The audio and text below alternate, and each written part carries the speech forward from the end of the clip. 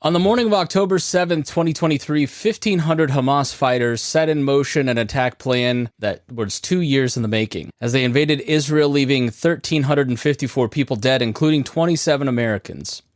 To give you a sense of perspective, that would be the equivalent of 36,000 Americans dying in a single-day terrorist attack. Over 6,000 were injured, and 150 people were taken hostage, including Americans. Over 260 young men and women were murdered at an electronic dance music festival alone. All of this happened on social media. As a tool of humiliation and demoralization, Hamas took phones of Israeli teens and began live stream on the child's Facebook and broadcast the slaughtering of their parents. The nearly naked body of one dead woman, Shani Look, a young German-Israeli tattoo artist, was shown in the back of a stolen IDF truck, being paraded through Gaza as hundreds looked on and cheered her death as she was abducted from the concert. For hours, Israelis stuck in bomb raid shelters across their country watched deeply personal atrocities unfold across social media platforms. Children killed, women raped, soldiers torn out of tanks and beaten. It was thought that Israel was nearly impenetrable. Using technology, smart fences, the Iron Dome, walls, and rapid response units, it would all keep Israelis safe as they enjoyed the illusion of safety, shared by other Western democratic societies. For 20 years, Benjamin Netanyahu has implicitly promised that they could have it all: peace, stability, and economic growth in the Middle East. Even U.S. National Security Advisor Jake Sullivan said last week, quote, "The Middle East region is quieter today than it has been for 2 decades. Now that illusion has been shattered, much like ours was on 9/11. And Israeli society has reacted much the same. Over 150% of the Israeli Defense Force has volunteered to fight. Soldiers online are begging civilians to stop sending them care packages. Blood banks are full. Will it react in another way that we did? With an overwhelming force that means it will be occupying a majority Arab territory? In anticipation of a ground invasion, Israel has seized the Gaza Strip, cutting off food, water, and electricity and dropping a catastrophic amount of bombs on the territory, saying that they can no longer aid their enemy. The Gaza Strip is 141 square miles and 25 miles long, roughly the size of Las Vegas, Nevada, or Chattanooga, Tennessee. While Vegas is home to 646,000 people, over 2.3 million human beings live in the confines of a territory not quite a part of Israel and not its own state. Bordered by Israel to the east and north and Egypt to the southwest, it is the third most densely populated political unit in the world. And given an unusually high fertility rate that peaked in 1991 with each woman having almost 8 babies, 43.5% of the population is 14 or younger, with a median age in 2014 of 18. 1 million of these 2.3 million are registered with the UN as refugees. The majority descend from refugees who were driven from or left their homes during the 1948 Arab-Israeli War in what they refer to as the Nakba, or catastrophe in Arabic. Many are saying now that this is the second Nakba. Today, Israel told 1.1 million Gazans in the north that they must leave for the south. 423,000 Gazan Strip residents have already fled. To where? No one is quite sure, since both Israel and Egypt have kept their borders closed to Gazans. Moving 1 million refugees in a matter of days is an impossibility, especially when there are no camps and settle in. Another complication: Gaza has 1 active hospital left, and it is in the north. In total, the country has 2,500 hospital beds, and as of this recording, 7,500 patients are in critical condition. Children are laid 3 to a bed, with many of them dying of their injuries due to a lack of care. As of this recording, at 5 p.m. on Friday night, October 13th, 1,900 people are dead in Gaza, including 538 children and over 300 women. China, Russia, and the Arab states, like Turkey and Iran, have given support to Hamas in their attack. The U.S. sent 1 aircraft carrier to act as a deterrent and has promised nearly unlimited support to Israel in terms of weaponry.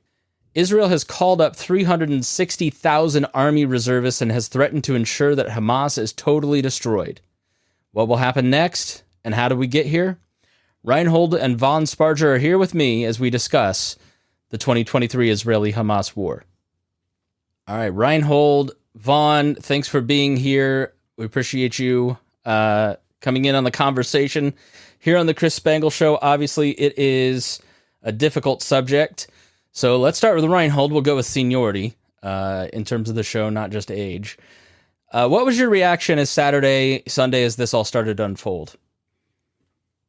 I mean, the reaction was just mostly disappointment and sadness. Just the fact that we were hoping that things were getting better, right? Things, like you said, things were pretty calm. The West Bank is still fairly calm.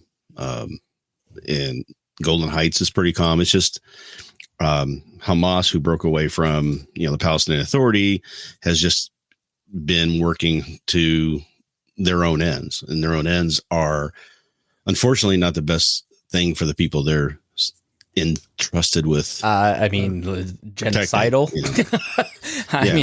They want to eliminate the state of Israel. That's their stated goal, right? That's whereas everybody else in the area has started to come to the realization that they need to all start living together and figuring something out. That's why I think we're having so much more success in the West Bank, because the Palestinian Authority is trying to actually achieve something like that. There's still some issues and disagreements and anger and everything else there, but it's not erupting into violence like this, because neither side is saying the other side has to be completely eliminated. But now we have this group that has just decided that elimination of another people out of an area is just the only solution that they can live with. And it doesn't look like they may be able to live with it very much longer. Yeah, Vaughn, what was your first reactions to it? And please, if you're watching online, we're live streaming this, please leave your comments. And if you're listening later, go to chrisspangle.com and leave your comments. In all humility, neither of the three of us are experts. We do a lot of reading. We've done a lot of reading and spent 6 days prepping for this conversation. But if we get anything wrong, then please, fact check us at chrisspangle.com in the comments for this episode. I'll leave it in the show notes, and then, leave your comments live if you're watching. Vaughn, what were your first reactions? Well, first off, I wasn't surprised. It's really sad what's happening, but I definitely wasn't surprised by it, because there's just so much anger and hatred between the two groups, and the history goes back. I mean, we can say it goes back to 20 years ago when Hamas took over. We can say it goes back to even further when the Israeli state was first created after World War II, or we can even take it back farther to after World War I, when the Byzantine Empire broke up and was divided up among Britain, France, and all of those people. I mean, Vaughn, you're a pastor. Let's go back to Jonathan and David. Yeah. But I'm talking for modern context. I mean, Britain, when they took over that area, they created conflict between the Israelis and the Palestinians, or the Jewish people that were living there at the time, and the Palestinians, as a part of their efforts to colonize and control the area, just like they did everywhere else they were. And that created some of the basis for what we're seeing now. But it's rough, because it's hard seeing this, because most of the people being impacted by the violence aren't involved in it. Yeah. They aren't the ones perpetrating it. They're not the ones who they're not the ones killing people. And the people, once again, just normal people, are once again finding themselves between two forces who are very aggressive and attacking each other. Yeah, I'm not trying to both sides of this, because I think that's a cop-out, right? I think there's a tendency, Americans have a tendency, especially in the digital age, to want to know where they stand morally. Maybe this could kind of be our first topic, but Vaughn, what am I supposed to release as a statement, right? Where we'll play a comedy video to lighten the mood later, but yeah, I think that's like, which side am I on? Help me pick a team. Well, we want there to be, this is the good guy, and they only ever do good things. They've never done anything bad. And this other side is the bad guy. They've done all the evil things, and they've never done anything good. And that's not real life. Yeah, especially not in war. No, it's not. And you study any war, even the wars where the U.S. was the good guy.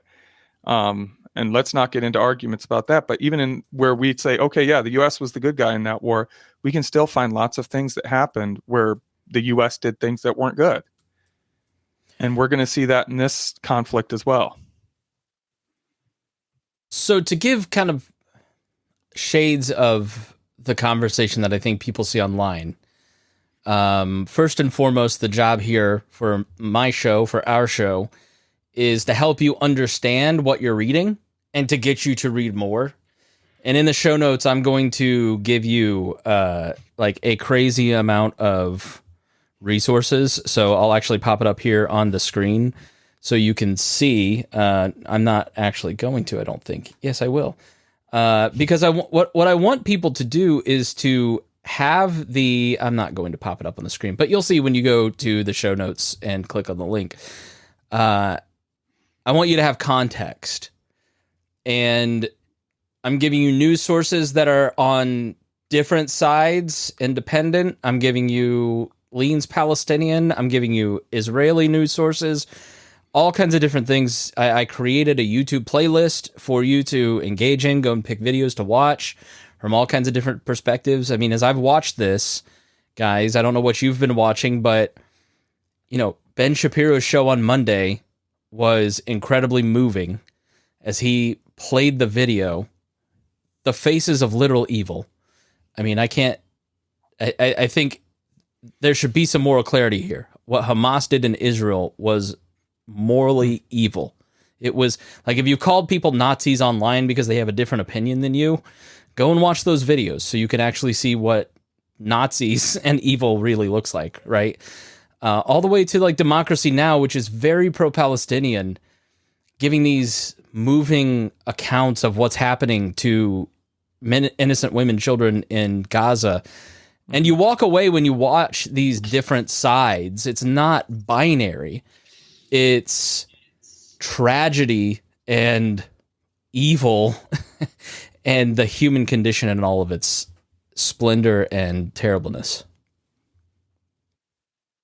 And what you don't see a lot of is there's a lot of video and stories out there of both sides of this, both victims of these conflicts coming together and helping each other, both on the Israeli side and the Palestinian side, trying to help each other, and a lot of good stories like that, but you're not going to hear them right now because that's not what sells clicks. You know, that's, people want to know what's going on. They want to know the outrage, the terror, the horror. They want to see that stuff. So unfortunately, that's going to get lost in the shuffle for a while, but I think it'll come back around again at the end of the day, and we'll start to see that most of the people involved here aren't interested in destroying the other side. They aren't interested in hurting anybody. They just want to live in a way that is humane, and they can, you know, live in safety. And it's the leadership of both of these groups that are just not taking their best interest in hearts, I believe. And especially the Hamas is just I'm personally very uncomfortable with anyone drawing a moral equivalence between. Right. No.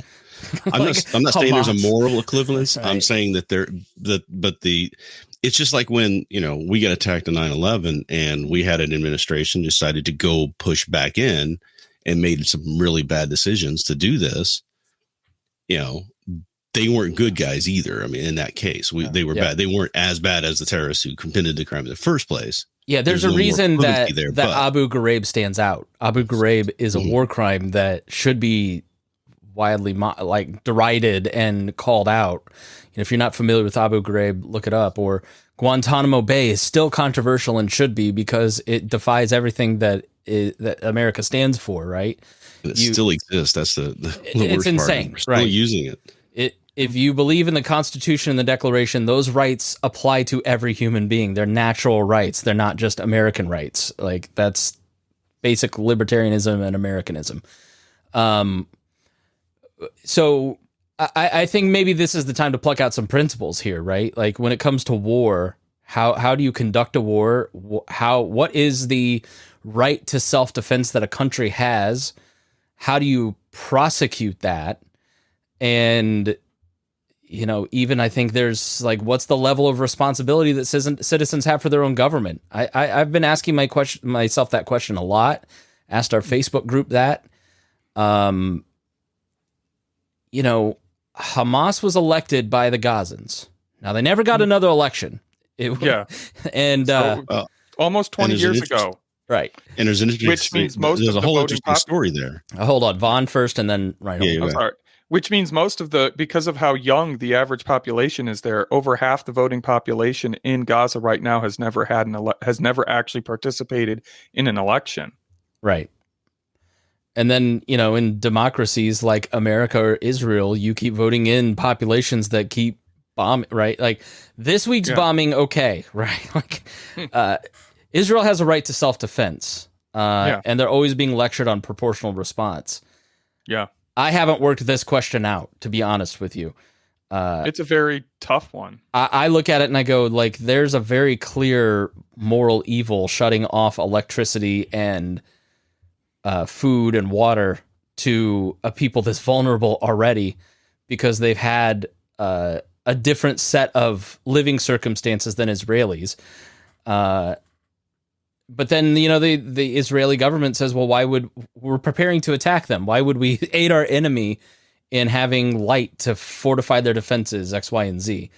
Like, is it, we have the privilege of getting to call out these moral things online, right? Like, that's, I think, something that I have appreciated a lot this week is that I have the privilege of sitting here deciding who is moral and who is not with absolute security and safety. My 3-month-old is completely safe, right? I don't have to make these calculations because I'm not in danger. So I think it's clear just from an American perspective, like we should all struggle with that a little bit before we start making these declarative statements. But Israel has a right to self-defense. What does that mean, and what response do you think ought to be appropriate? I mean, Vaughn, do you want to take it first? I can try, but it's such a hard thing to say, and I really do like Dion's comment there that you just popped up. There is no morality in war. It's impossible, and I think part of the issue is, I mean, think about it. Israel has the ability to cut off all of their water and electricity and everything because that's the only place it comes through for them. That gives Israel a lot of power over them. There's a power imbalance there, and I'm not trying to justify Hamas or anything like that, but that's going to shape what things look like, and that's going to shape how bad it is. I mean, they do have a right to attack those who are attacking them, but what does that look like? How do you determine the scope of who that includes? Is that just the leadership? How do you find out where they are? It's a tough question. Because the problem with Hamas is that they embed themselves in the population. They build their headquarters under hospitals. They build their headquarters in apartment buildings. They build their in schools. They use the population as a shield. And so they rightly know, because, like, look, what's the calculation of this? Okay, you run in, you commit these atrocities, you make Israelis feel unsafe, you bait them into a war. That they're going to maybe not overreact, maybe overreact. I don't know. Time will tell. I think at this point it's going to be pretty ugly. What's the calculation there if you're Hamas? Like, you didn't overthrow Israel. You just poked. You committed these atrocities and then ran back into Gaza. And now you have brought ruin on the population there. I mean, it's unconscionable to me. Yeah, I think they're trying to win like a propaganda war and get more people on their side. And I just don't think they realize that's not how it's going to work. There's a lot of misinformation coming out too, that they're pushing, and the other side's pushing a lot of propaganda. You can't really hardly trust anything online anymore. We had a lot of difficulty just kind of sourcing through some of the things we were looking into, because there's claims of there was one person claiming that the bombing of the music festival never really happened. There's that kind of stuff that's being stated out there, and it's hard to combat a lot of stuff because people just haven't really learned how to train themselves into looking at what's online and critically applying it, whether it's true or not, and finding that. But we have a history that we can look back on too, when you have situations like this with terrorism that we've personally been involved in. Like, we went into Afghanistan thinking we were going to overthrow the Taliban. Right. And we spent 20 years fighting a war there that was trying to be a situation where we didn't kill innocents as much as we could possibly do it. We tried to hold back there. We did bombings that did kill innocents that we weren't as careful about as we should have been. And after all that time, all we did was just strengthen Taliban, because now they have an enemy to rally everybody around. Look at what these people coming in doing to us. And I don't know if that's going to be the situation that's going to end up there, or if it's just going to be a case where Israel just says, we're just going to wipe it, and we're not going to care about that. And we're going to make sure that they can never do this to us again. Yeah, I think, go ahead, Vaughn. Oh, I was just reacting to Dion's most recent comment. We'll go there in just a second. I think going back to comparing this to 9/11, I think it's an overwrought comparison. I also think our own military misadventures, like maybe there's some lessons there. I think there's the lesson of don't make too many bad decisions when you're emotional, first and foremost. That would be my caution to anyone from Israel who's listening. Probably not. But that's hard to do when you feel like you're under attack. Yeah, when that illusion of safety has been shattered. But if you go back and listen to our 9/11 episode from a couple years ago, from the 20th anniversary in 2021, we essentially had in Afghanistan the leadership of Al Qaeda, and could have we demolished them with like 6 F-16s, right? Like we flew in, we have the superior air force, we destroyed that, and then we had bin Laden, and then for whatever reason, it's very murky, the Bush administration and the military let Osama bin Laden go, and they didn't capture him. And then obviously the war, the nation building piece of that was where America basically broke the country. It led to where we're at now, in all of the fighting, in Trump, in Joe Biden being president, like all of the dysfunction, right? And the idea that the Israelis are going to send in all of these troops and occupy Gaza, to me, it's more like Fallujah than Afghanistan, because in Afghanistan the Taliban fought like soldiers. In Iraq, it was a lot more house to house guerrilla warfare. That's why Iraq wasn't won and didn't go well, and Americans lost stomach for it, and it was never built up. We didn't do any nation building. We basically collapsed them into Iran's arms. And that to me is like the big lesson here is think about what you're going to do. Yeah, you may think, or you may have the right to go in and decapitate Hamas, but I don't know in history that there has ever been an example where a military of a country has gone in and decapitated the terrorist group that they're trying to subdue. Like ISIS may come close, but I think ISIS sort of ran out of steam and everybody went home. And look at the cost to Syria and the Kurds in the process of doing it. Yeah. You're never going to fix the problems that these wars are caused by with war. It just isn't going to happen. And when you're just reacting, war is the way you react.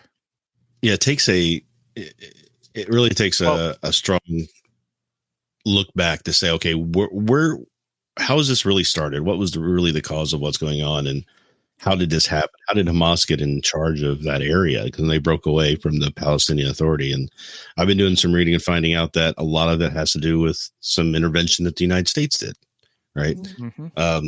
Administration on its way out, Condoleezza Rice was trying to find a way to get peace there, and they thought they had it brokered so that a pro-Western, pro-U.S. Congress could be put in place, right? So, so let me pause there. Let me give like a really broad overview. Okay, so you're gonna have to go watch some of the videos or read some books to get like the in-depth. But I'm going to give a real brief overview, then we're going to get to 2005 and answer Dion's question, right? So obviously, many of you may know the Bible stories, right? Abraham moves in, Moses, the leaving Egypt, going to the promised land, all the way up to Jesus's time, being occupied by the Romans and the Romans controlling it. And then was it 72 AD Vaughn, when did the diaspora take place? That was 70. 70, okay. Oh, very close. So the Romans basically break up the Jews and send them off into Europe, into Turkey, into all these different places. So there's the Jewish diaspora. Then then you go through the Middle Ages. And basically the Jews are the only ethnic group in Europe, okay? I'm not going to say white because white didn't exist in Europe at the time, because it was the Gauls and it was the Swedes and it was the Picts and the Anglo. Yeah, right. So it's all these different groups. But, then once Christianity comes along and the continent gets converted to Christianity, the different are the Jews. And it became very easy for the kings of Europe through the Middle Ages and the Renaissance even to blame the Jews for anything bad that happened, because they had the divine right. They talked to God. They were blessed by God. They were able to blame the Jews for the plague. Well, look, they wash their hands before they eat, so clearly they're the problem. Meanwhile, they also used the Jews for money laundering, because the popes had made it illegal to do any kind of lending. They outsourced it to Jewish citizens who amassed an immense amount of wealth. So after the plague, when everything falls apart, all of a sudden those kings start confiscating the wealth of Jews and sending them off into Central Europe, which centralizes the Jews between Russia and Germany and in Poland, which leads to pogroms. So that's kind of in the late 1800s. Then you start to get, the pogroms where you have villages of Jews, think Fiddler on the Roof, where people come in and just indiscriminately kill them, so then they become refugees. So the history of the Jews is being a people of refugees. And then they're all centralized in Central Europe. The Holocaust happens. Let me jump back. So in the late 1800s, as the pogroms are taking place, the Zionist movement starts to form within Europe. And there's the Zionist Congress that takes place. And to combat this, the Russian Secret Service comes up with the Protocols of the Elders of Zion, which is really the foundation of most of our modern conspiracy theories. I'm going to have an episode on it soon. It's a fascinating story, but this one simple story by this one guy who just needed a way to justify the killing of Jews in Russia becomes the basis of Q, the basis of so many things we've heard as libertarians about the Fed, and leads to all this anti-Semitism. The protocols were on the book, the nightstand of Hitler. Henry Ford used to promote them heavily in America in the early 20th century. But it was set off by the Congress of Zionists who start to advocate for a homeland back in Israel. Look, this is where we were from. This is our promised land. We deserve to be there. We're a refugee people. If you're not going to let us live here, let us live there. Help us. You control the region. So then the Holocaust happens. And before the Holocaust, you can go watch Ken Burns' documentary or read books like America did nothing to help anyone except the really smart rocket scientists like Einstein emigrate to America.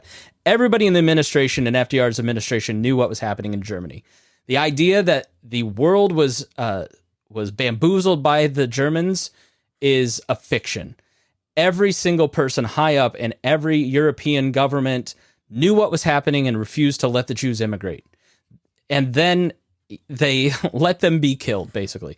You could have opened the borders, but FDR wasn't going to take that risk. Churchill wasn't going to take that risk because the populations were so wildly anti-Semitic that you were going to pay a political price for it. So the Holocaust happens. There's also the Balfour Declaration. So during World War I, the British government basically says, you know what? You're right. You need a homeland, and it solves our problem because we can just resettle you somewhere where you won't be near us. And it sets the stage.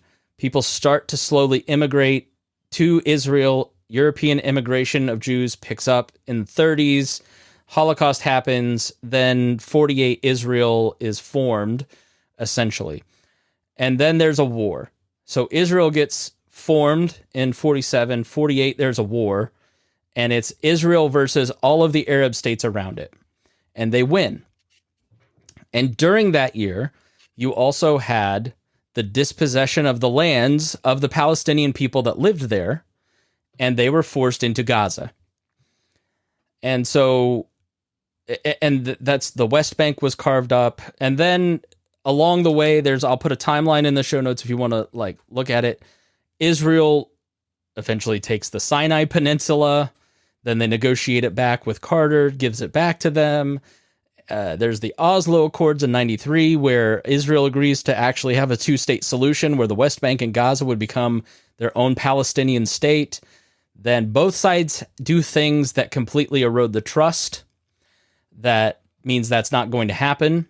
Meanwhile, Israel is settling in the West Bank, settling in Gaza, and dispossessing of Palestinians in agreed upon Palestinian land, which angers the Palestinians. You also have Yasser Arafat and the PLO, who through the 70s and 80s basically is a terrorist who is attacking Israel, but eventually becomes a peacemaker. But then in the early 2000s realizes he's losing the Palestinian people and becomes a terrorist again, right? So it kind of gets us up to 2005 when Ariel Sharon decides that they no longer want to occupy Gaza, okay?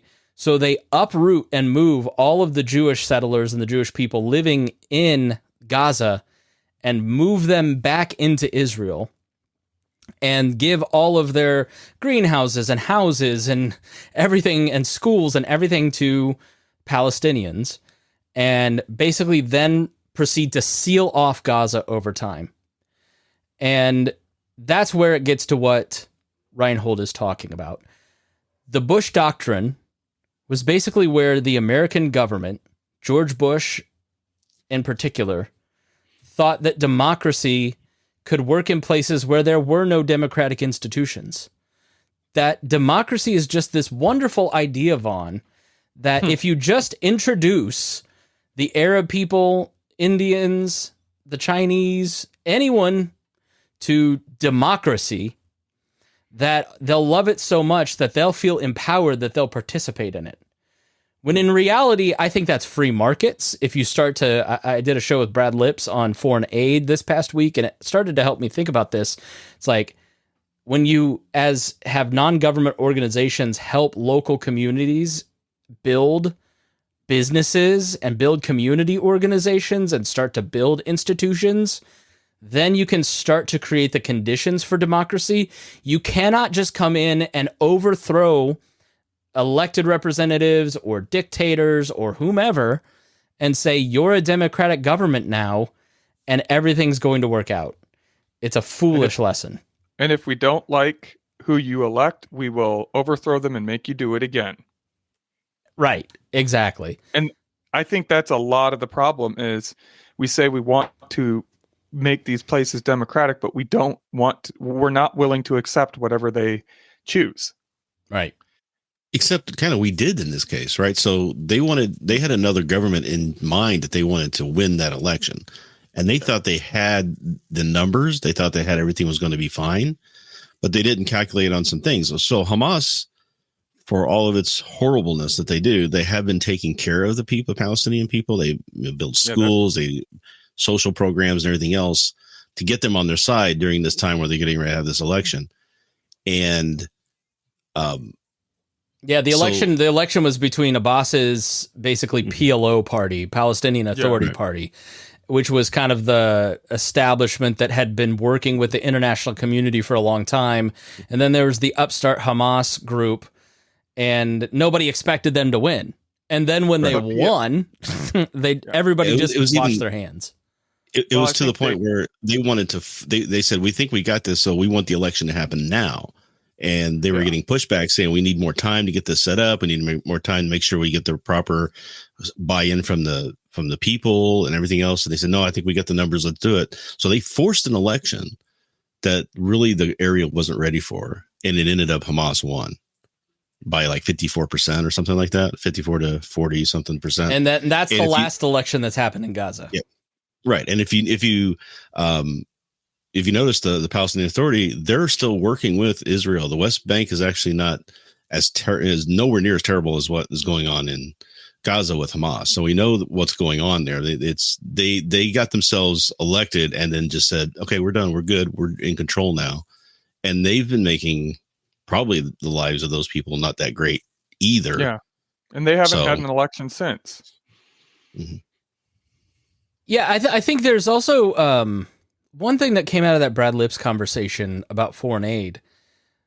I was watching, a older documentary about how great Palestine was and like how beautiful it is, and it's it's on the ocean and it's near Egypt, and like Israel takes all of the blame usually for the situation of the Palestinians in Gaza, mm-hmm. but where's Iran? Like, look at Egypt. Look at the growth in the Gulf states and the oil money that has built up Bahrain, Abu Dhabi, Qatar. Like, if they really cared about the Palestinian people, why did they never help them develop any kind of civil society? Muslim states like Iran never helped them build any kind of economic opportunity. Iran and their puppet, basically Hamas, have kept the Palestinians in as much limbo as Israel has. And so, like, you think that if you were their ally, you would have done things to help them build up the Palestinian people. But, like, Hamas takes all the water pipes. Like, they have no sewage systems in Gaza, for instance, because when other states or foreign aid, like from Japan, comes in, or Israel tries to build like sewage pipes, water pipes, they take those pipes and turn them into missiles. Like, these Hamas really are truly evil people. You can talk about how bad Israel is to the Gazans, but when you look at and all the reading that I've done about how Gaza has ended up where it is the Islamic fundamentalists of Hamas using the people that live in Gaza, Iran using the people that live in Gaza. For what purpose? What purpose does Iran actually have in involving itself in Gaza or up in the West Bank, or in the Golan Heights? It is to destabilize the region because they want to kill Jews. It's not anti-Zionism. What you saw on October 7th was not anti-Zionism. It was anti-Semitism. It was wanting to kill Jews, hunt them like animals. And that I don't think can be forgotten. And so, I don't want to go to war with Iran, but I certainly question why we're sending them $6 billion. And why we're negotiating with Iran when they have basically helped build these conditions in a much more significant way than I think even Israel has. And I know it's, as a libertarian podcast, we're supposed to blame America first and then Israel and then maybe Hamas. But we can blame let's blame both everybody. Iran and the U.S. Yeah, because the U.S. and Russia kind of created Iran what it is today. So, oh yeah, you're right. You know what? I forgot about the Shah of Iran. I know, Rhinehold, you were actually part of the CIA operation that destabilized them. You're so old, but yeah, we did create the Ayatollah Khomeini. Yeah. Did we not? You're right. Yeah. Yeah, we set that up to make that happen. So, all right, good. I'm glad we could get back to blaming America first.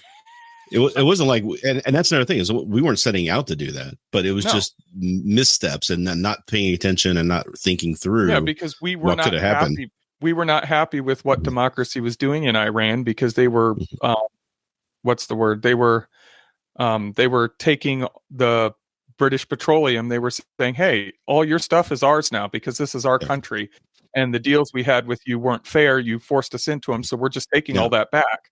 And so then the U.S. to be fair, like, we can't do that. Yeah, to be fair, the Shah was doing some good things for the society that they had in place. They were making it very more liberal. They were giving women the right to vote, things like that. They were doing some things, but he was such a terrible tyrant in doing so that it just caused everybody, it caused this groundswell of hate against him. And then that's what led to the the religious Ayatollahs to step up and say, okay, we're done with this. And then which are far more repressive, far worse. Yeah. Right. Yeah. The nail in the coffin ended up being us taking in the Shah. If we had not said, oh, we'll give you safe passage out of the country to this place, that's what Carter did. Yeah. They may not have turned their ire against us nearly as much as they were going to anyway. And that's what really led to the hostage situation and all that stuff. And really the terribleness ever since. And that brings it back to the same reason that you were talking about how in Europe, why anti-Semitism was so popular. Well, it's the same thing for Iran. It's a scapegoat. It gives them a person thing to hate, to unite the country against, so that they don't say, hey, why is everything so bad around here? Yeah. I mean, let's explain blowback as a concept. Because I think blowback is not something I want to have a conversation about American rhetoric now, maybe, because obviously we're like mostly informed on what's happening in Israel and Palestine, but again, in all humility, we're learning. So we'd love your comments at Spangle.com in this episode, or right now if you're watching. We've got a lot of people watching. Let's first define blowback. Rhinehold, why don't you take that first? Vaughn, add anything he doesn't get. Because on the other side of the definition, I want to talk about the limits of our rhetoric and how the American public is kind of shading over its own politics and brain grooves that we've just fallen into this situation. It's like filtering. We're filtering all of this stuff through our political environment, and we're choosing sides, and we're picking battles against each other about a situation that really is not 100% making. A lot of times some of the stuff is, but as Dion says, so America was on its BS like always and screwed itself per usual. Yes. Like when you look at American foreign policy post, there's good and bad, right? We had a mostly peaceful second half of the 20th century, right? Because of what was called the global order, the liberal world order, where you had the counterbalance of the USSR and America, and there were little Cold Wars, little skirmishes. And then when that fell, basically the concept of democratic liberal capitalism being exported to countries that were formerly communistic. That was the order. That was the goal.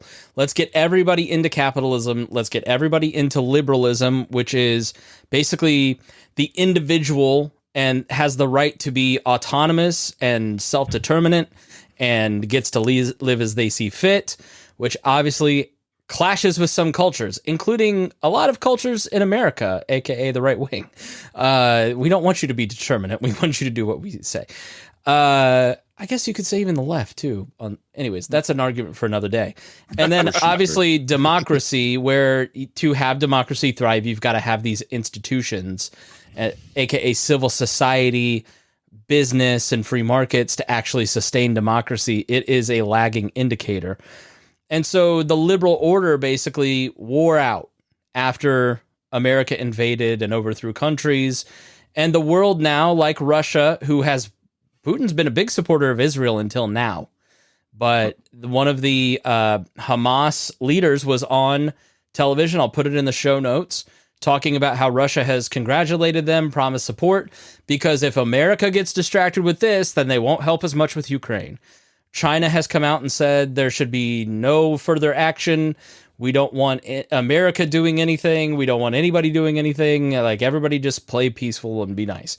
Right. And what has happened over the last decade is people have moved more towards autocratic governments like Putin, like Xi, like Orban in Hungary, like, Donald Trump, I guess you could say, is our version of that anti-democratic, anti-liberal strain.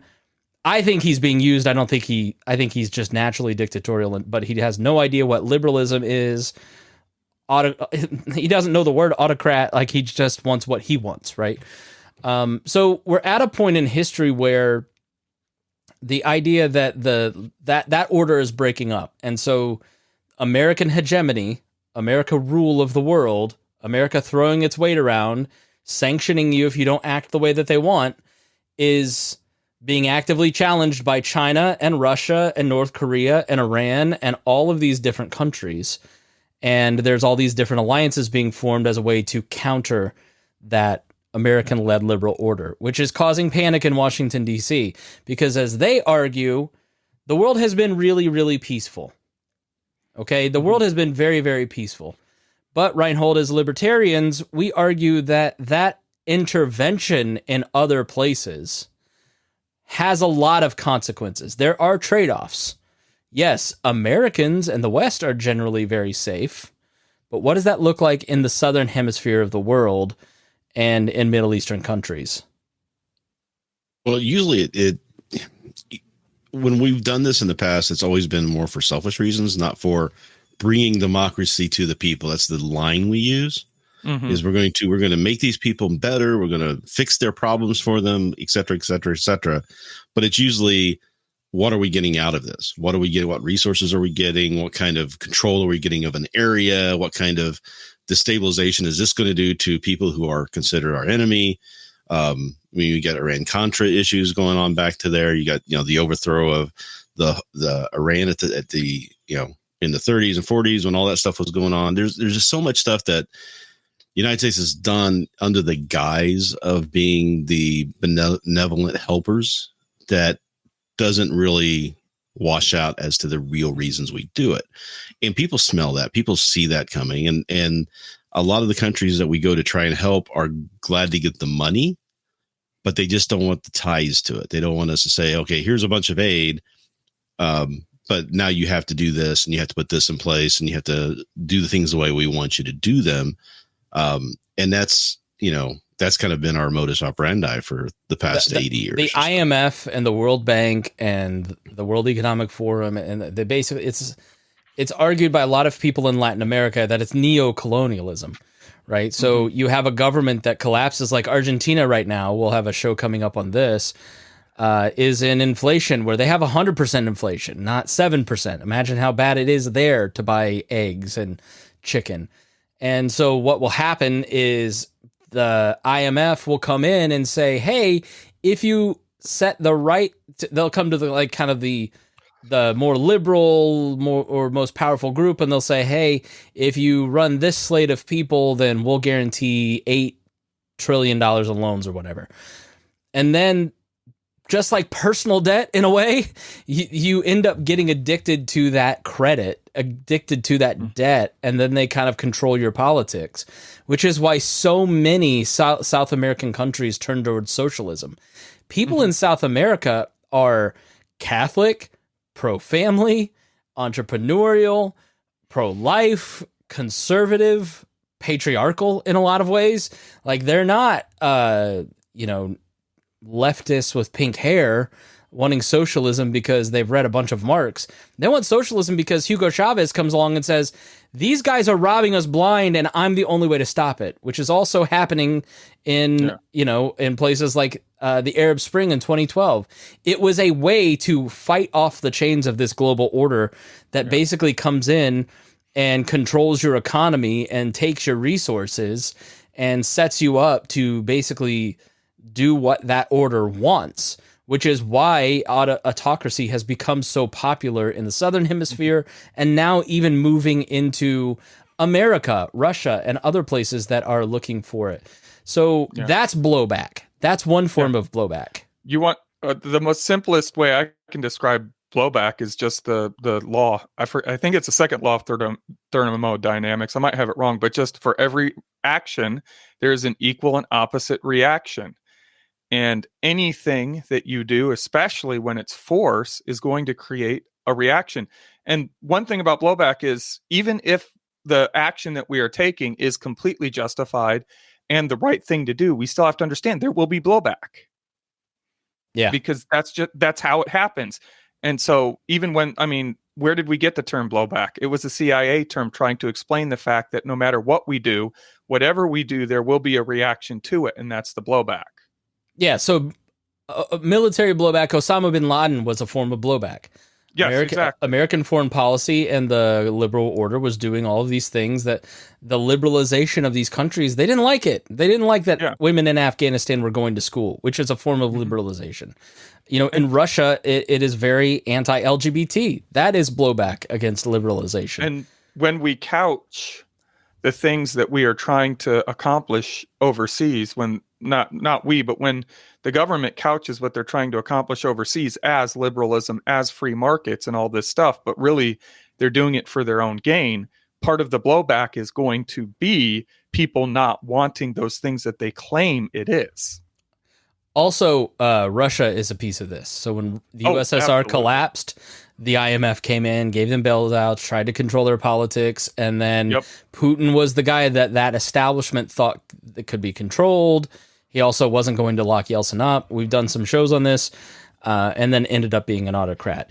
But all that to say that I think that our language about this situation, it has been kind of funny. Because I'll end on the comedy video, which is really funny, but I don't want to be inappropriate. My ADD is kicking in. Anyway, so I think there's ways, Rhinehold, that we're talking about this. Like we as libertarians, for instance, will talk a lot about blowback. So we'll just like a war starts and we reflexively say, well, America shouldn't send boots to the ground. Well, America's never... hopefully not going to send boots on the ground to Israel to fight in this war. I hope America never sends boots on the ground to Ukraine. It's sending a ton of weapons because America is the weapons depot of the world, and that all is immoral. But like we have, I think, built a set of responses, almost like our own libertarian foreign policy chat GPT, that when X happens in the world, Y response must be posted. And I think that it doesn't fit in this particular instance, where it's a little more complicated, right? Like Ukraine, for instance, we had a security guarantee with them in 1993 that if Russia ever invaded them, that we would help secure Ukraine from being invaded, right? So like and Ukraine agreed to give up their basically nuclear weapons. Defense Standing. Nuclear and weapons. They gave those nukes to Russia. Right, they gave their nukes to Russia. It's a great point. So like that is a complication that must be wrestled with from the position of non-interventionism. Now you can say screw it, but there's trade-offs for that, right? In this case, I also think on the left, there's also the language of colonialism. Yes, this is settler colonialism, and I think there's elements to it. But I don't think it's as easy as like the French going into Vietnam. The French aren't Vietnamese. The French had no reason to be in Vietnam except to steal resources. The French weren't kicked out of Vietnam 2,000 years ago and then promised by the world and the UN that they could then settle in Vietnam as their new country. The French had somewhere else to go. The Jews have nowhere else to go, right? Like they're it's like the French can go back to France. So I think there's like there's some piece of that I see on the left and in the anti-war right, anti-war libertarian establishment in terms of colonialism and blowback, that I'm not saying those things aren't those things, but I'm saying that the language that we're using to talk about it doesn't actually respect the complexity of the situation, Rhinehold. Right. And that's part of the problem too, is that a lot of times in that area circle that we talk about the most in that libertarian side of things, a lot of people just fit the narratives to fit around what they want to be. So they will invent things that aren't even real to justify them saying that, oh, this is all the U.S. is doing this and we should be out. This is the U.S.'s fault. We should be out. It's almost like you can predict, who's going to say what. It doesn't matter what the situation is, because the idea of anything to do with war being nuanced in any way just doesn't fit their black and white narrative that they have built for themselves. It's all or nothing, yes, right or wrong. And so they try to justify their views on things by twisting everything they can, and they'll buy into propaganda that fits their narrative, and they will reject information that takes away from their narrative. And we see that not in just the libertarian circles, but in the rest of society, especially United States society, where that happens. But it's just, we see it a lot in our circles, right? So yeah, that's just unfortunate that happens, because every situation is different. And there's a difference between defending, somebody who's being aggressed against, and intervening into countries we have no business being involved in. And I think a lot of libertarians don't see that difference. If there's war, we should stop it. And they almost sound like pure pacifists in a way. And I don't think that they mean to come off that way, but it becomes like, we should never defend against somebody who's aggressing us unless they're aggressing us personally. If somebody else is getting aggressed upon, we should just stay out of it. Let whatever happens. Yeah, there was an exchange between Josh Eagle, who runs the Classical Liberty Caucus, who basically said Israel has a right to self-defense. And then Jacob Wingerod, who runs the Biblical Anarchy podcast, replied, if one innocent civilian dies, it's against libertarian principles, which is, like, it's war. So that's an insane standard. But I asked the question to the Facebook group that is in the show notes if you want to join and argue this point.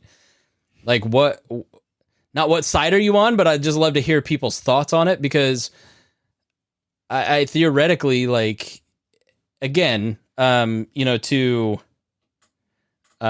Mary's point here, she says the Jews are purposely starving the innocent people of Palestine. They blocked their way out of the country. Their purpose is to take the remaining land of Palestine. We covered some of that early. So Mary, if you didn't catch that part of the show, make sure you go back and listen to where we talk about that. I don't disagree with Mary in any of those 3 points.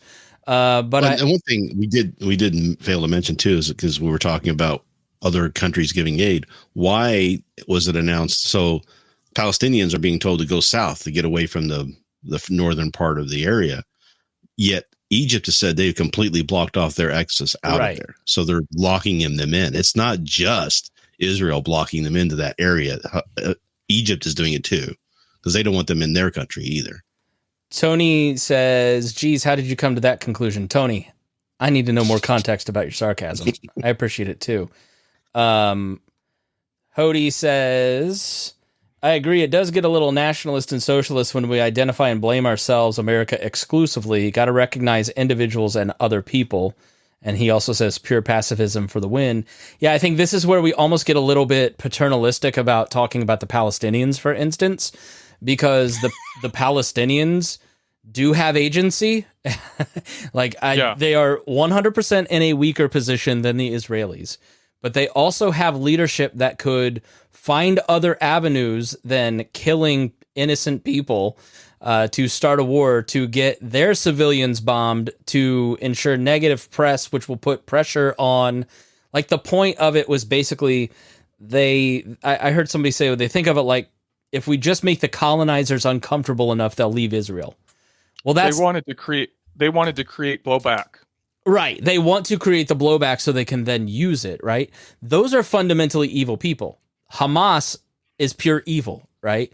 But I think the world, Israel, not Hamas, there's no arguing with them. There's no negotiating with them. Everybody in Israel that says you cannot negotiate with Hamas is right. Hezbollah, these people want to wipe Israel from the face of the planet. It's in their charters. But you look at Arafat, you look at Abbas, you look at the Palestinian Authority. They like watching this documentary about the Oslo Accords. You yearn for the terrorism of Yasser Arafat, because it was like some random car bombs, not what we saw on the 7th. When I was growing up and watching all this unfold in the 70s, I was just struck with the fact I would see these military tanks, and you'd have people on the other side throwing rocks at them. That was the extent of the fighting at the time, right? Because that's all they could do. And now they're getting all this aid. Yeah, they're getting this aid from Iran and everybody else now to try to pump them up to give them the ability to fight back. But it's like, that was the situation, in the 70s. But where I'm going with this is the scripts.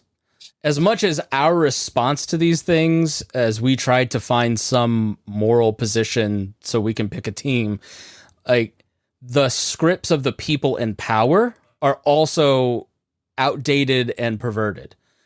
Just like I said about, the Arab countries could have helped develop Gaza and develop civil society to help their people out of poverty. That's not on the table.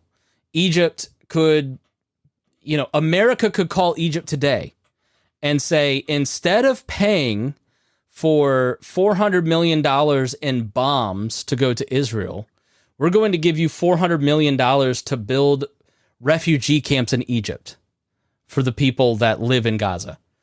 That's a peaceful solution, right?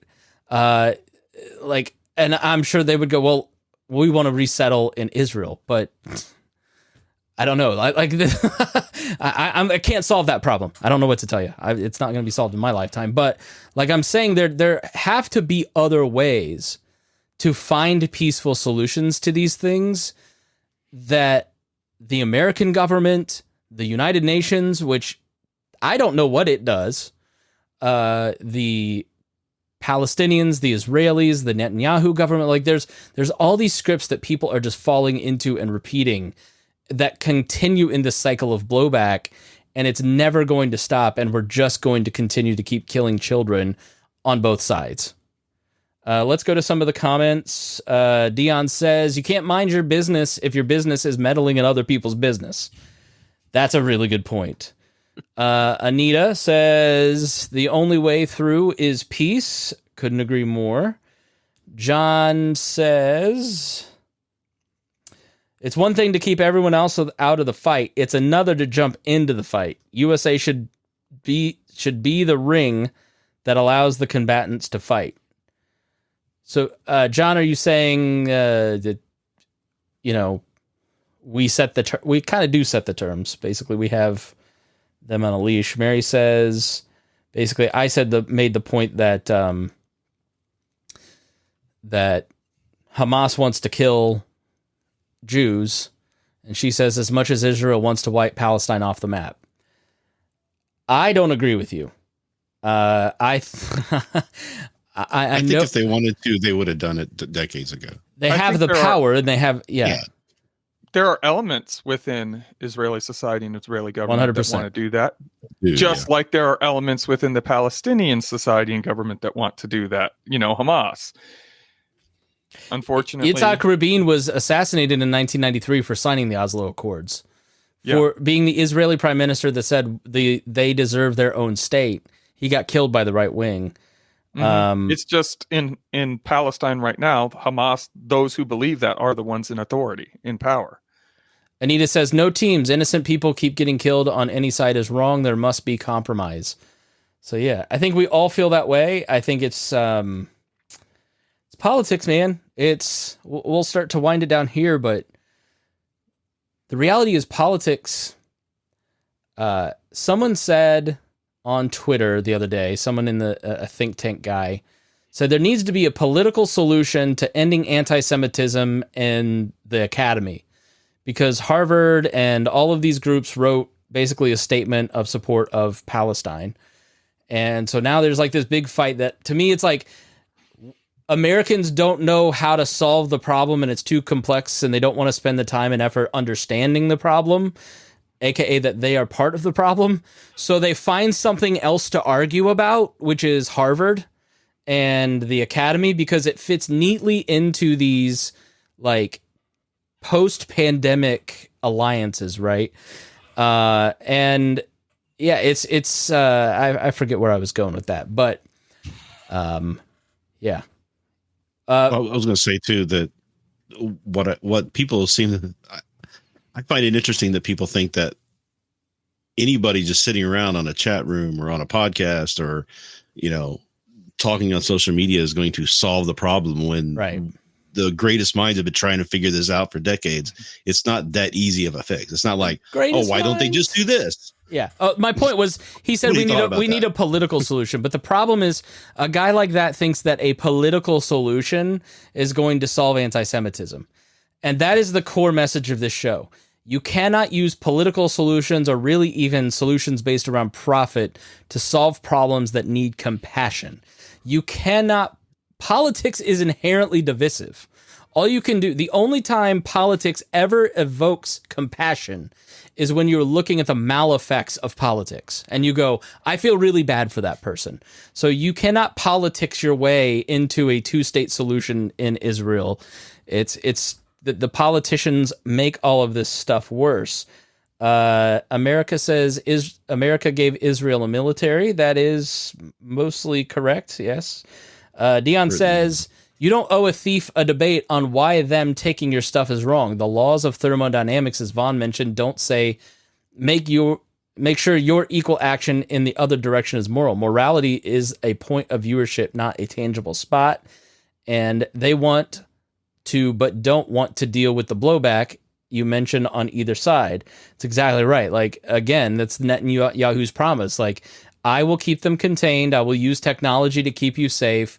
You can live like Canadians and have this peaceful society and then we'll leave Gaza alone. They'll do it. We'll give them electricity and food and water. And then we'll just let them, just hang out, and we'll block them. And they don't have the same restrictions or rights or travel. Like, it's insane. So like, I don't think that there's, I think blowback, people immediately ran to, well, if you keep them in an open air prison, of course, the Hamas is going to run in and cut babies out of mothers' wombs.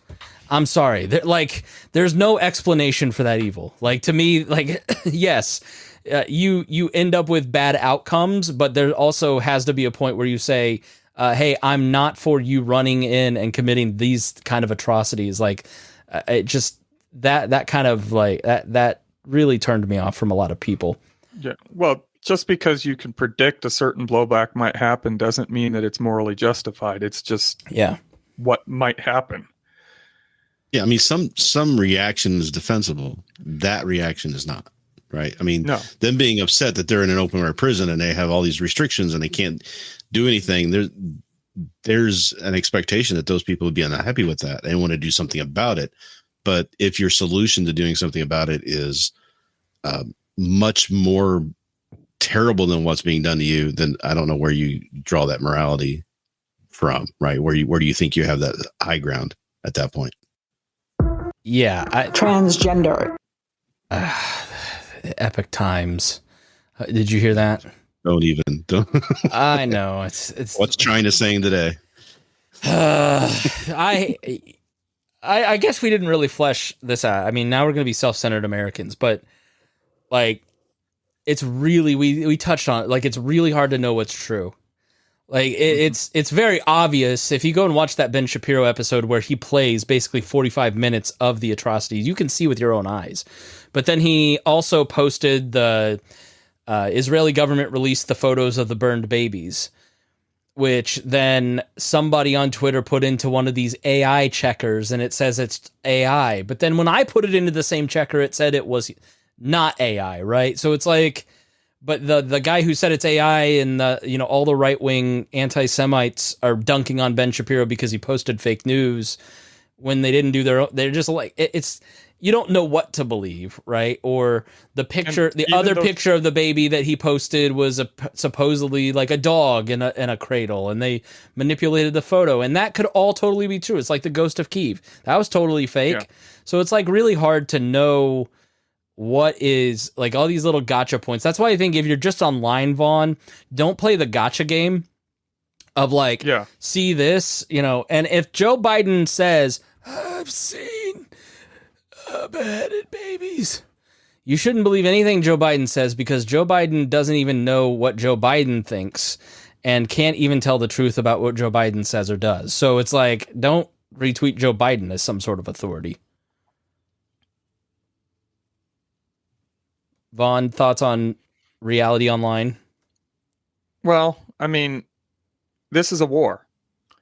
And as we should learn every time there's a war, and we should have learned with Ukraine, as you said, the Ghost of Kiev, you cannot trust what you hear coming out of war zones, especially when it's breaking news.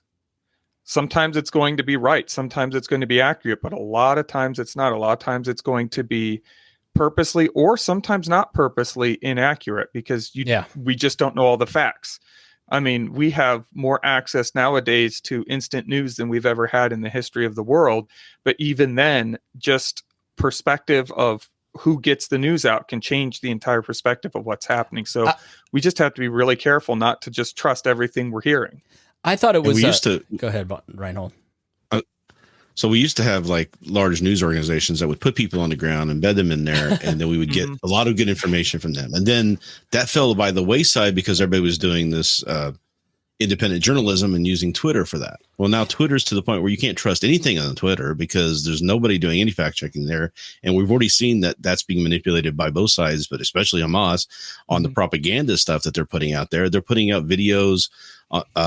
You see videos of this happened, this horrible, terrible strike happened. You find out it was something that happened 3 years ago. It wasn't anything related to do with this. And it's, a lot of bad information out there. And it's almost where you can't even filter yourself through it. And Musk took out all the people who were doing the fact checking. He got rid of all of them because we don't need that because everybody has free speech, right? I don't know. Community notes. Community notes seems to be he's gotten rid of them. He got rid of community notes? Yeah, he's getting rid of those. He's blocked the community notes on this whole. It's like, why are you doing this? And just because somebody did a community note that made him look bad, because he took away titles on news articles, so they just see the picture now. So everybody was making their own story on what the news article was, because nobody was ever going to click on it. So somebody did one saying that he was a pedophile, and then the community note said, well, this is just to show how bad this is. That he's not really one or whatever. And he getting didn't rid the of community notes were there, so he gets rid of that, and it's just like when you embed, you can't trust that anymore. When you embed a link in Twitter now, it just shows you the image. It no longer shows you the information because it's a link or anything. Yeah, I don't know if it's to drive clicks. So the long-standing secret of Twitter is it's useless. If you're a digital marketer, it does nothing to help you. I don't know if he's trying to fix that problem or what it is, but he keeps claiming that it makes it look better. It's prettier. It's just, it's not the point of using Twitter. Twitter was my favorite. Twitter was good for a lot of things, especially related to this type of situation where people who were in situations like this could make statements and get their news out, get their story out. But now it's just being used by propaganda rings and all these groups of people who are taking over other people's Twitters and stealing them and using them for this purpose, and it's becoming unusable. The institutions we trusted to be telling us how things really are, when we found out that they weren't doing that, it eroded all trust in them, and just no new institutions have come about. And all of them were working for the government. Yeah, and so part of the issue there's no financial incentive for them to build that back up again anymore. It's just like when the Gutenberg press first came out. You couldn't trust anything that was printed, and over hundreds of years, institutions began to develop to tell you what was believable and what wasn't. Yeah, one of the things that was a bummer is I was putting that list of videos together. There's a video playlist of all kinds of different explanations from different sides, from people that I know that look, I don't trust Max Blumenthal, but maybe you should hear his point of view. I don't trust Ben Shapiro, but we should hear his point of view. So it's, but Vox did a lot of great explainer videos, and they fired their department of video people. Yep. And Vice had the best embedded journalism, taking you through the tunnels that Hamas had built, and that's gone. Like all these great groups that did all this great embedded journalism that really helped you get a good perspective of what was happening on the ground no longer are producing because they all unionized, and you can't unionize in media, unfortunately.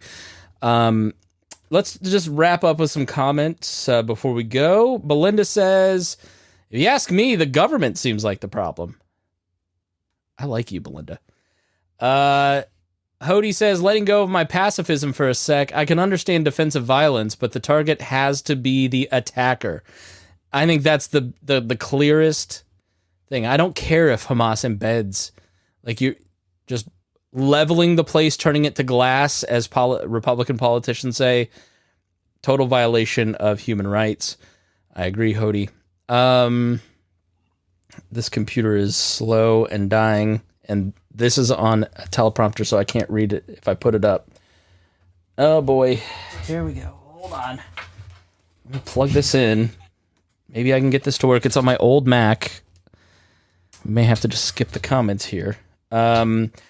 John says the U.S. could set up a safe zone somewhere in Gaza, Israel, the Rafah area, then give Hamas and Israel a timeline to win or come to terms. And then it just moved, of course. Let's see here.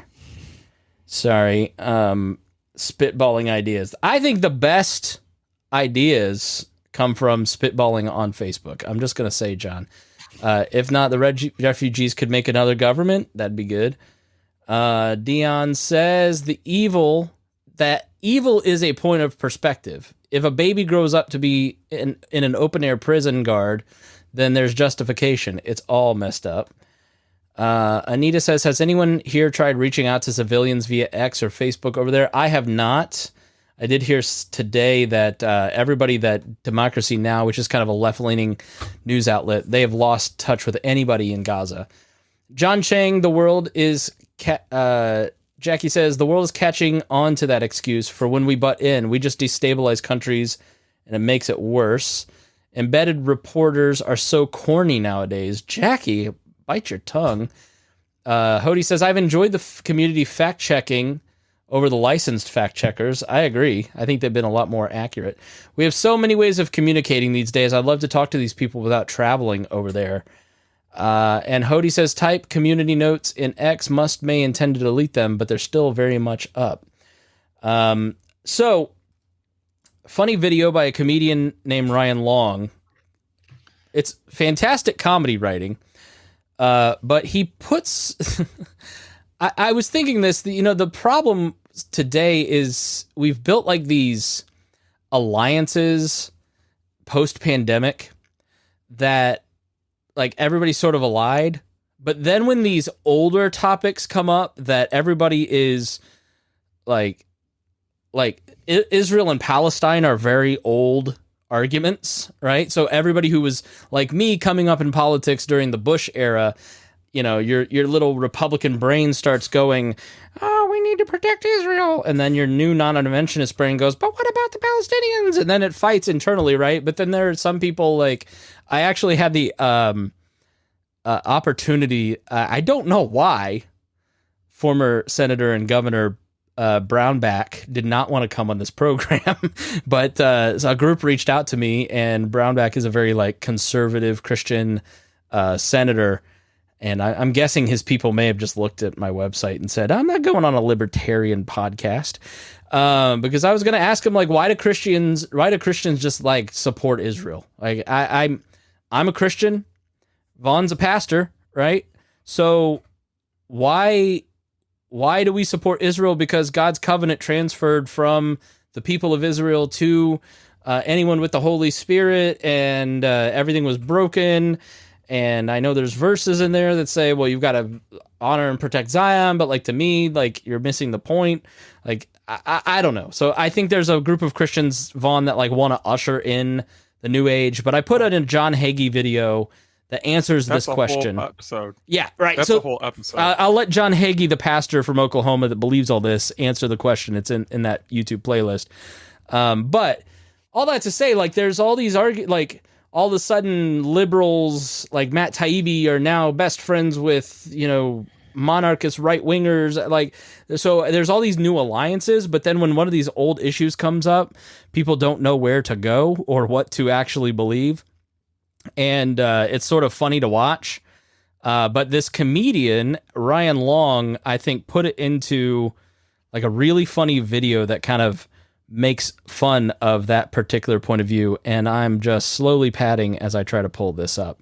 So here is Ryan Long. Make sure it'll be in the show notes if you want to share it. Now I still haven't weighed in on Israel-Palestine. I honestly don't know who to post. Usually it's easy. BLM, bang. Ukraine, bang. COVID, bang. Hey, did you do your Israel-Palestine post yet? I've never missed a stand. So who'd you go with? I look at my phone, I see a lot of Republicans supporting Israel. So I go, maybe stay away from that. Then I see a lot of the people we've been calling Nazis supporting Palestine. But then get this, the people that we've been calling them Nazis with are happy Israel's getting attacked. Riddle me that. But there really is no easy answer here. Did you do your Israel-Palestine post yet? No.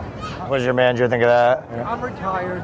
Oh, you don't have representation right now? Obviously, I was at the front lines of getting mad at Kanye West when he was doing the anti-Semitism stuff. Everyone was thanking me for standing up for the Jewish community. So naturally, I'm seeing this happen. I go, okay, we're back with the Jews again. I see Kylie Jenner post for Israel. I think, okay, the word's in. Then boom, she's getting killed on every angle, so it's not Israel. So I start doing a bit more research. I'm seeing queers for Palestine. And generally, you want to be on the side of the queers. If you look at the things, you're not going to get in trouble if you go with what the queers are saying. Then Mia Khalifa, who we obviously support, is posting with the queers. And she's getting fired from her job. The whole reason I'm posting this is to get in better standing with my job. And by the way, I started to see the your silence is noted post popping up, so we're running out of fucking time here. If you had to pick, who would you say? I would stay out of it like I told you. But if you kind of have to choose, which is sort of what a situation I feel like I find myself in. But you don't understand, I gotta post to support one of them. I know to you, it might be like, oh, who cares what he thinks? A buddy of mine booked a Geico commercial from his Ukraine TikTok, so it happens. Feels like we like decolonizing. What is decolonizing? Is that just like killing the people? It's a difficult situation. That's literally what I was saying, man. Because normally it's pretty easy. I don't know what the answer is. This one's, I just want to post one of the flags and sort of be done with it. It's tougher than you think. I'm getting yelled at if I post Palestine. I'm getting yelled at if I post Israel. It's starting to feel like, if anything, I'm the victim here. I'm looking on the internet. I see Jews for Palestine. I kid you not. Also, I'm watching the parades. We're talking Times Square. Between me and you, when I see a bunch of brown people having a parade, I think it's a pretty safe bet to be on their side. Never failed me before. I mean, people are probably texting each other right now, wondering where my statement is. Israel, though, probably, right? Yeah. For me, it's a little more complicated as a Gentile, you know what I'm saying? Maybe if I look at who's getting censored, that's a good place to look, like follow the YouTube warnings. And then I'm looking at UN women, I'm thinking, you know, follow the SNIS, whatever the women say is usually pretty good. They're just posting random shit that has nothing to do with it. Trans lesbians or lesbians. Can I just go with that?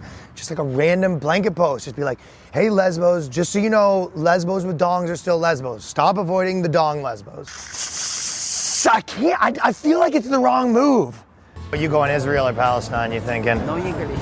Oldest trick in the book, my friend. I wish I could do the same. Okay, so like if Native people in America took down some girls at Coachella, I'd probably be like with the natives against me, right? Like that seems right. I can talk to my representation for you if you're... No, it's okay. Palestine's got to have Jewish people there, right? Like Palestine, isn't that... Am I being messed with here? Hey, you ever seen a wealthy person or a wealthy family or a jet owner? Like, I got a jet, I'm sorry, you know? I'm starting to feel like I'm the victim. I love that line. It's the best line. I know, yeah. I'm starting to feel like the victim here. So, yeah, it was a really funny video. It'll be in the show notes. So, all right, Rhinehold, final thoughts. Just final thoughts are just, I hope that we find some sort of solution eventually at this. I pray for everybody. And as an atheist, you know what that means. So, not a damn thing. Not a goddamn thing. My heart goes out to hoping that some semblance of sanity raises its head before what we predict is going to happen this weekend happens, and maybe we don't see nearly as much atrocity and bloodshed as we're afraid is going to happen. Dion says, good job, guys. Thank you so much, Dion. Thanks for the comments. Hody says, good show. Y'all love the quick history and breakdown and insights. Thank you so much. And if you guys like this, please make sure you subscribe to the YouTube channel, subscribe to the Chris Spangle Show on your podcast app, and leave a nice comment. Let me be honest with you listeners. The Mises guys have really done a number on my comments and reviews. So please go rate and review on Spotify and iTunes. Vaughn, final thoughts. War is horrible. And it's just, I mean, we need to figure out ways to, the solutions to what's going on right now. They were things that needed to happen 25 years ago. Yeah. And war is horrible, and we need to do what we can to help people so they don't get to the situations where they feel like these are valid ways to deal with these things.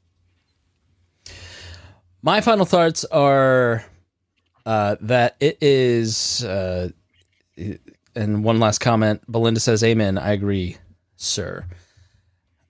I think it's going to get a lot uglier. So we didn't really get into the future because we don't know the future. We're not going to predict it. This is not a sporting game. This is not a team sport. This is the lives of human beings. And I hope that you'll think I, as a father of a 3-month-old, saw a dad today in Gaza holding his dead 3-year-old son, and I'm still emotional about it. Seeing pictures of dead Israeli children makes me emotional. It's been a very long week for us in our house, and just having the experience of having a newborn, having a young child, and it not only do you not have as much sleep, so you're a little more emotional, you also just feel things. I think I feel things a little more now than I have in a long time. So, this is not a team sport, and you don't have to win. You don't have to go on social media and pick a team, and you don't have to feel the weight of picking the right moral side. And I think sometimes in our culture, that video so illustrates the pointlessness of trying to look the right way. You don't need to release a statement. If you don't know what to say, don't say anything. I try on these situations now. Like I said, I learned from the Covington kid, who was supposedly in the face of the Native American guy, and I was like, that Trump supporter is horrible. And then it turned out it was a totally different situation. That was a real moment for me to start listening more. And the longer I do this show, the more I just try to listen, and share with you resources that kind of make me think and see the full picture, as opposed to just trying to pick a team sport. So I would say avoid that. I think that should be a principle that you ought to live out, is just listen, try to understand your moral code, stick to your principles. I think the ridiculousness of the Israeli government saying today that 1.1 million people who have no food, no cell phones, no refugee camp to go to, no transportation, no fuel, you have to wonder, why would somebody say something like that, right? When things don't make sense, assume the worst. Why would Hamas go into Israel and perpetrate these crimes? Because they are anti-Semites that want to kill Jews. And then when they do, anti-Semites around the world start throwing bricks through windows at synagogues, and children in Britain can't go to school. Anti-Semitism truly exists, just as anti-Arab sentiment exists. But there's something pervasive about anti-Semitism that I think we all need to understand and learn the roots of it, try to root it out in our own hearts for sure. Just like I think we need to look at these situations like they're all human beings. Every one of these people that are being slaughtered in Gaza or in Israel are human beings with hopes and dreams.